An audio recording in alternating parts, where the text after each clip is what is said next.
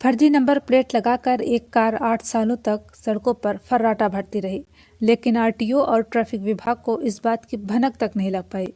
इस दौरान कार मालिक ने कई बार बीमा भी करवाया और सड़क हादसे होने के बाद बीमा कंपनी से क्लेम भी किया। बावजूद इसके संबंधित विभाग के जिम्मेदार इससे अनजान बने रहे। इस बात की जानकारी होने के बाद कार के ओनर ने शोरूम के मालिक, तत्कालीन एआरटीओ और लिपिक के खिलाफ धोखाधड़ी का मुकदमा दर्ज करवाया है। गौरतलब है कि तत्कालीन एआरटीओ शंकरजीत सिंह वर्तमान में बांदा जिले में तैनात और संबंधित बाबू शिवानंद अब रिटायर हो चुके हैं। यह मामला तब पकड़ में आया जब सितंबर 2022 में कार के मालिक ने हाई सिक्योरिटी नंबर प्लेट के लिए आवेदन किया। इसके बाद आरटीओ विभाग में यह आवेदन पहुंचा तो वहां से चौंकाने वाली बात सामने आई और कार मालिक को ये बताया गया कि आपका नंबर प्लेट फर्जी है। यानी कि 8 साल तक कार मालिक फर्जी रजिस्ट्रेशन पेपर पर लेकर चलता रहा और इस बात की भनक किसी को नहीं लग पाई।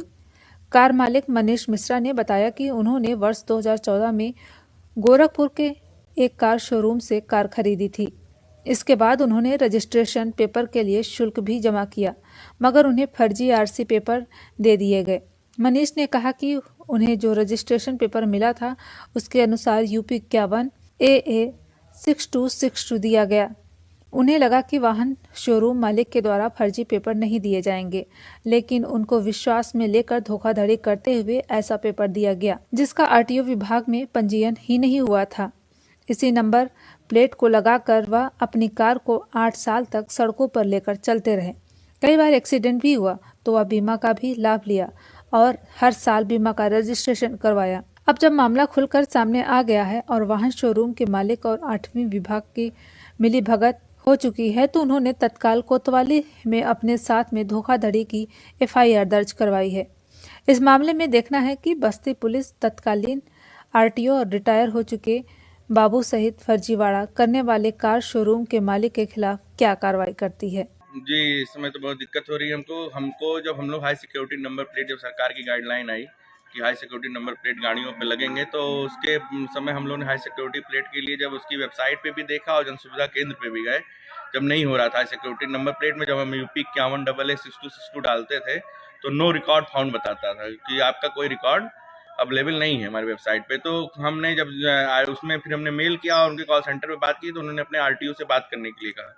तो हम अपने आरटीओ के पास अपने जो ओरिजिनल डॉक्यूमेंट है उनके साथ गए, तो आरटीओ ने उस आरसी पेपर को देखते ही कह दिया कि ये जो फॉन्ट है इस फॉन्ट में हम छापते नहीं है और ये आरसी जो है आरसी पेपर ही फर्जी है। आपको मतलब 420 आपके साथ डीलर ने जो आपको आरसी दी है उसके साथ 420 का काम आपके साथ कर दिया गया। तक ये गाड़ी सड़कों पे चल रही थी, आप लोग अब ये 2014 से अक्टूबर 2014 से हमने ली है और जब से हमको पता चला है, हमने तकरीबन 2020 के करीब में हमने उसको तब से चलाना तो बंद कर रखा है और तब से लगातार आरटीओ और डीलर और इन सब के बीच में हम बन गया है गाड़ी। हाँ 100 पीस बन गई है और हम तब से इसलिए इतने परेशान है कि हमारे माँ बाप दोनों लोग बुजुर्ग हैं और हम लोग उनके सुविधा के लिए गाड़ी ली थी। अभी स्थिति ये है कि हमको प्राइवेट गाड़ी बुक करके जाना पड़ता है और ये गाड़ी टिन के डिब्बे की तरह घर पे खड़ी है। तो बस इसलिए हमको ये है कि आज का रजिस्ट्रेशन कर दिया जाए या इसके एवज में जो भी हो हमको उसको सुविधा दिलवाई जाए, नई कार हमको दिलवाई जाए। हमको नहीं पता था। हम तो जब हाई सिक्योरिटी नंबर लेने की बात आई तो हम जन सेवा केंद्रों पर गए तो उन्होंने कहा कि सर आपके वाहन का जो है वाहन पोर्टल पर अपलोड नहीं दिखा रहा है, तो आप ना हो तो ये आरटीओ से मिलिए। तो ये आरटीओ के यहाँ गए तो आरटीओ ने भी अपना खोला तो उस पर भी नहीं दिखाई दे रहा था। तो उन्होंने कहा सर ये जो है एजेंसी वालों ने फर्जी काम करते हैं और आपको उन्होंने फ्रॉड दे दिया। तो हम एजेंसी के GM से बात शुरू किए। हमने कहा आपने मेरे साथ क्यों फर्जी किया? भाई हमने टैक्स आपको जमा किया था, आपने दिया था हमको, तो आरसी फर्जी कैसे हो गई? तो उन्होंने कहा नहीं सर हम फर्जी नहीं दिए, हम आएंगे आरटीओ के यहाँ बात करेंगे। वो आए रसीद वसीद लेकर के, लेकिन ये रसीद जो है वो कह रहे हैं कि दिखाई नहीं दे रहा हमारे NIC.com पर, ये दूसरे के नंबर वाहन पर शो हो रहा, राधेश्याम सोनी के नाम पर। अब इस तरह से उन्होंने फर्जी किया है। अब इसकी जांच हो तो अभी तक तो कह रहे थे कि पेनाल्टी के थ्रू हम करा देंगे, लेकिन अब वो कह रहे हैं कि BS4 टोटली बंद है। हमने ऊपर पूछा है तो पेनाल्टी के साथ भी नहीं हो सकता सर। अगर 1,02,000 कुछ हो रहा है डबल करने पर तो उतना जमा कर देंगे तो वो भी सरकारी धन है, से वापस हो नहीं पाएगा ट्रेजरी का, तो इस नाते वो भी फंस जाएगा आपका।